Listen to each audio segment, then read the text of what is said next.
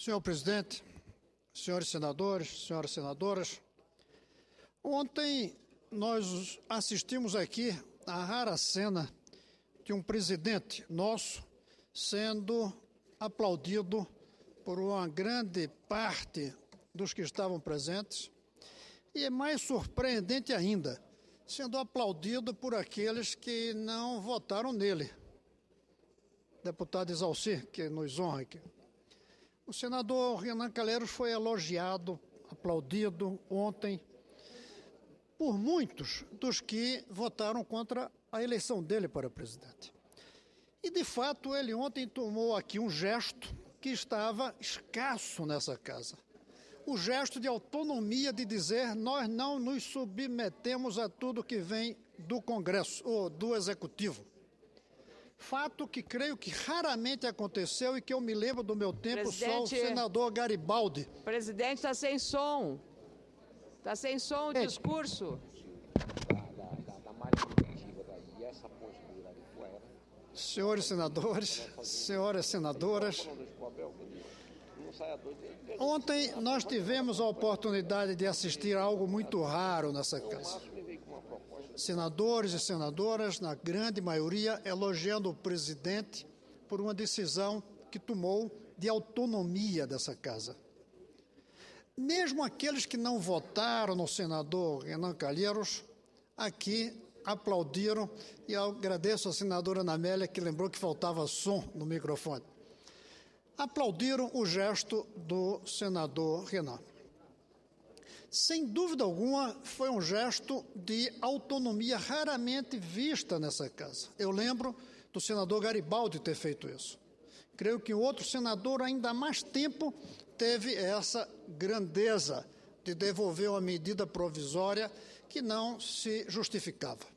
Mas eu paro aí minhas referências positivas, que essa casa, que tinha o direito e até a obrigação de devolver a medida provisória, essa casa tem que se perguntar: muito bem, e agora? E agora, o que é que a gente faz para cobrir o rombo de 27 bilhões que aquela medida provisória, de uma maneira errada, segundo o entendimento da casa, estava tentando cobrir? E agora? Há um rombo nas contas públicas. E muitos de nós alertamos há anos que isso ia acontecer.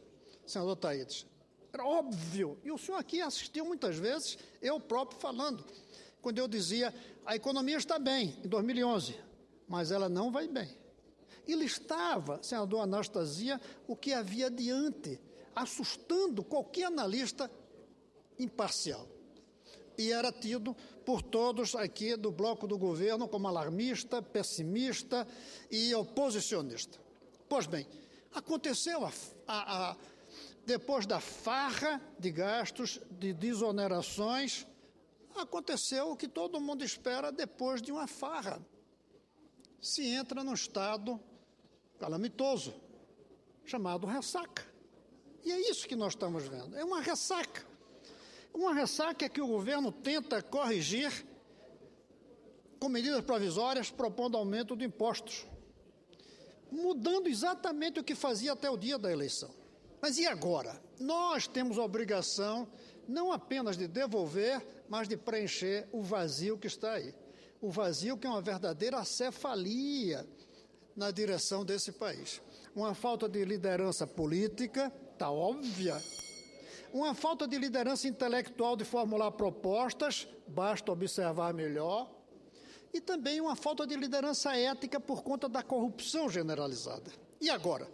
Como cobrir o buraco que aconteceu por irresponsabilidade do governo, mas que agora cai sobre as costas de todos nós e nenhum pode dizer: esse é um assunto do governo, esse é um assunto de todos nós. O que é que a gente vai fazer? Como cobrir? Aumentando as dívidas é uma maneira, mas aí tolerando o aumento de juros que o aumento da dívida provoca, fazendo cortes, mas fazendo cortes aonde? Sem sacrificar o futuro do país. Permitindo a inflação, e a inflação, obviamente, trará problemas muito sérios, provocando uma recessão. Senador Serra, como é que a gente vai preencher o rombo criado pela irresponsabilidade de governos. O presidente... Já foi dado tempo. Eu gostaria de ter um pouquinho mais de tempo. Pode continuar. O presidente Renan, pode ter acertado, sim, ao devolver, mas ele teve um acerto incompleto. Esse acerto, para ser completo, ele tem que despertar essa casa para a gravidade do momento. Tem que nos fazer sair do deboche que vem sendo praticado por muitos de nós, e aí a gente pode até generalizar, o deboche ativo de coisas que a gente tem visto ultimamente.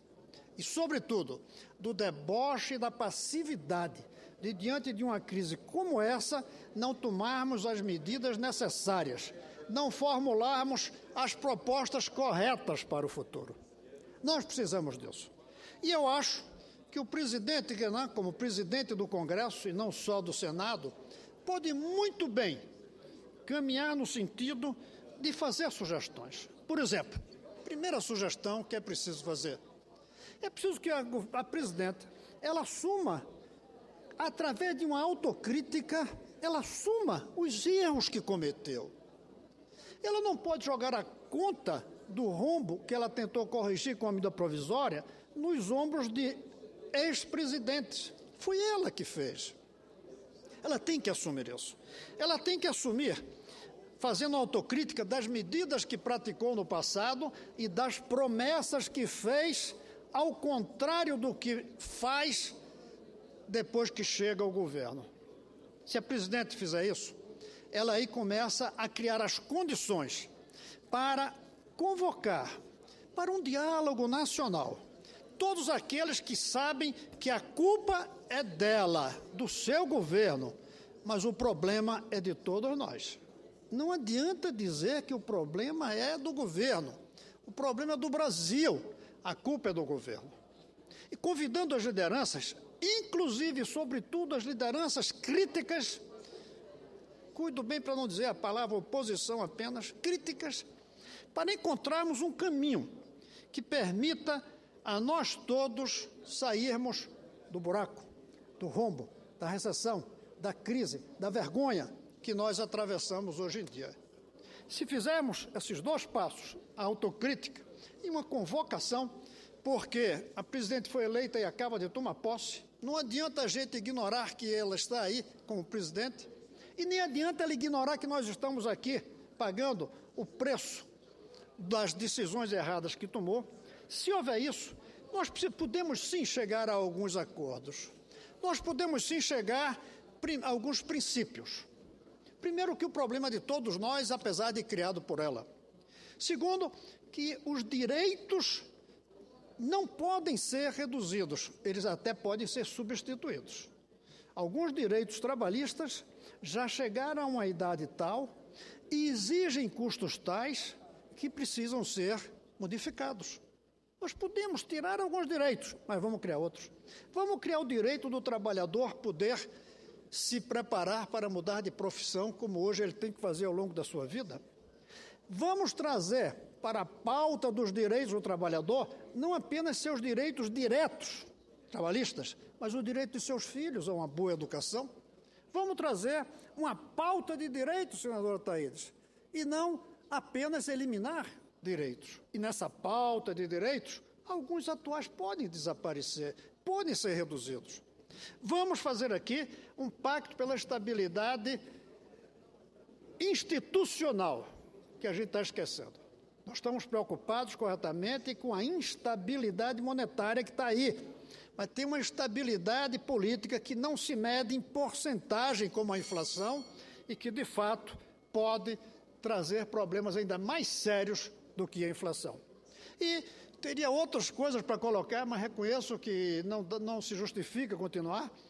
Escolher quais cortes que vamos fazer. Aonde é que vamos cortar e aonde é que não vamos cortar?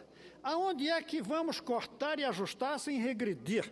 Como vamos corrigir os erros, mas sem sacrificar os que já são sacrificados, como recuperar a capacidade de poupança, como investir em um novo rumo, como levar adiante a ideia de pátria educadora que só apareceu no primeiro discurso da presidente e nunca mais. Nós precisamos ir além do que fez aqui o senador Renan e completar o gesto dele, dizendo, e agora? E agora, o que é que nós fazemos? Essa é a pergunta que está nas nossas mãos trabalhar. É isso, senhor presidente.